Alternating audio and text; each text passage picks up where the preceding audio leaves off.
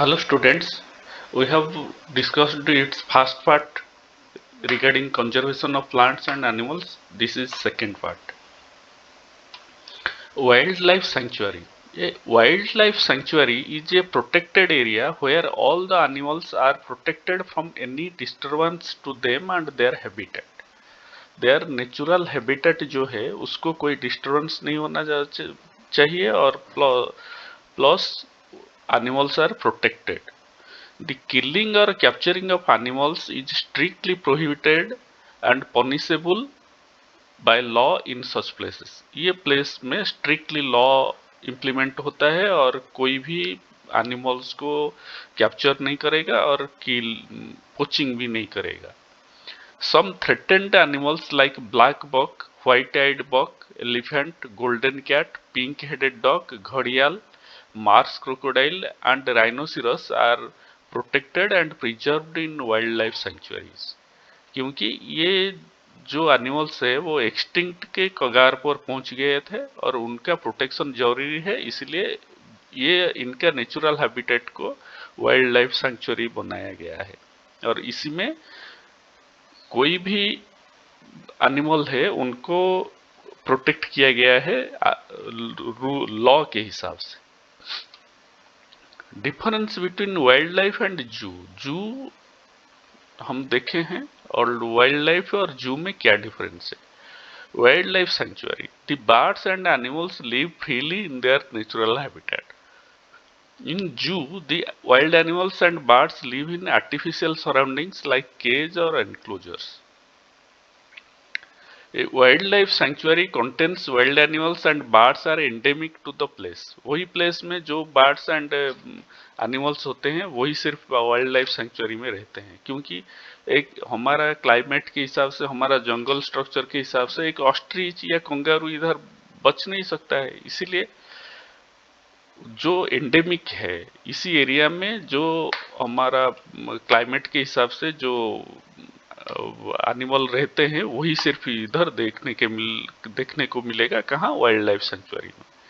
लेकिन जू में क्या है, it contains birds and wild animals from different places of the country और फ्रॉम अदर कंट्रीज. वो कहीं से भी एनिमल को लाके रखते हैं लोगों को देखने के लिए. It is not open to public. A proper guide and permission is required to enter into wildlife sanctuary. कोई ऐसे नहीं घुस सकता है वाइल्ड लाइफ सेंचुरी में. It is open to public for fixed time every day. Wild animals and birds are very comfortable in the wildlife sanctuary. Wild animals and birds don't live comfortably, क्योंकि वो cage के अंदर रहते हैं और कहीं मतलब उनको एक लिमिटेड स्पेस दिया जाता है उसी में घूमने फिरने के लिए. National parks. Areas reserved for wildlife where they can freely use the habitats and natural resources. The people are allowed inside the natural park to see the wild animals roaming in their natural habitat. The animals whose numbers are diminishing to a level that they might face extinction are known as endangered species. Endangered species क्या है? जो extinction के कगार पर खड़े हैं उनको endangered species बोला जाता है. Ecosystem is made of all the plants, animals, microorganisms in an area along with non-living components such as climate, soil, river deltas. ये याद रखिए. इकोसिस्टम क्या है? Ecosystem is made of all the plants, animals and micro organisms in an area along with non-living components such as climate, soil, river deltas etc. इसको हम ecosystem बोलते हैं. और एंडेंजर्ड स्पेसीज किसको बोलेंगे? जो they might face extinction.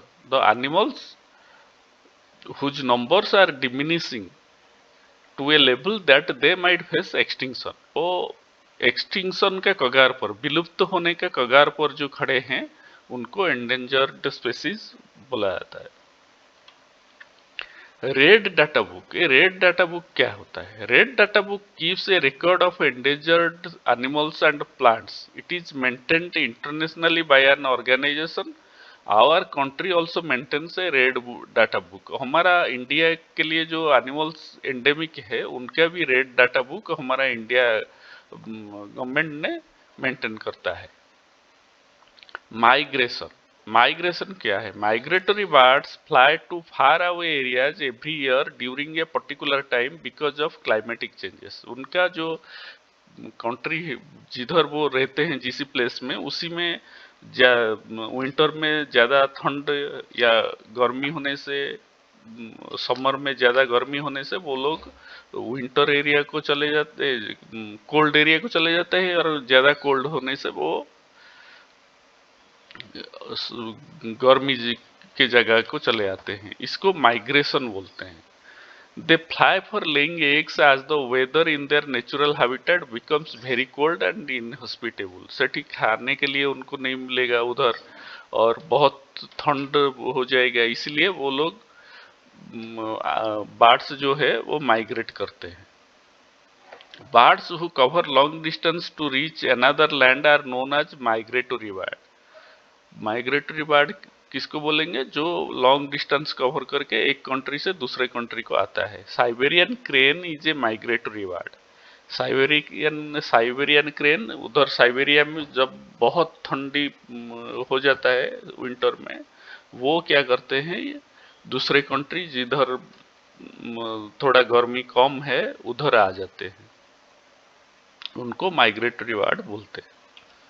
Recycling a paper, paper is made of wood pulp. Wood pulp में paper बनाया जाता है। 17 full grown of trees are required for producing 1 ton of paper.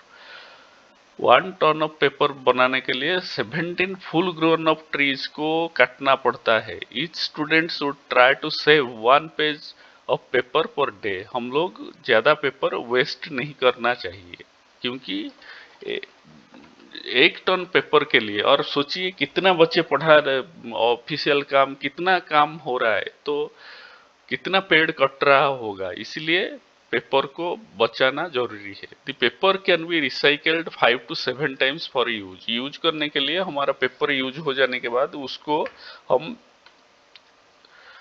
5 to 7 time में recycle कर सकते हैं, फिर उसको फैक्ट्री को लेके उसको रिसाइकिल करके नया पेपर बना सकते हैं। रिफॉरेस्टेशन, फॉरेस्ट कट जाता है, डिफॉरेस्टेशन बोलते हैं। रिफॉरेस्टेशन मतलब फिर पेड़ उगाना, फिर जंगल बनाना। The planting of trees in an area in which forests were destroyed is called reforestation. जहां फॉरेस्ट डिस्ट्रॉय हुआ है उसी एरिया में फिर ट्रीज लगाने को रिफॉरेस्टेशन बोला जाता है। The planted trees should be same species which were found in the forest. जो पहले जिस स्पेसीज का प्लांट को कटा गया था, उसी स्पेसीज का प्लांट को इधर लगा जाता है। Reforestation can be takes place naturally if the area is left undisturbed. Suppose कोई भी जगह पे प्लांट बहुत सारा कट गया है और हम लोग उधर कुछ एक्शन नहीं करेंगे, मतलब बिल्डिंग नहीं बनाएंगे या वो जगह को ऐसे ही छोड़ देने से वो ऑटोमेटिकली उधर भी जंगल बन जाता है। Plantation is necessary to retain our green wealth for future generation.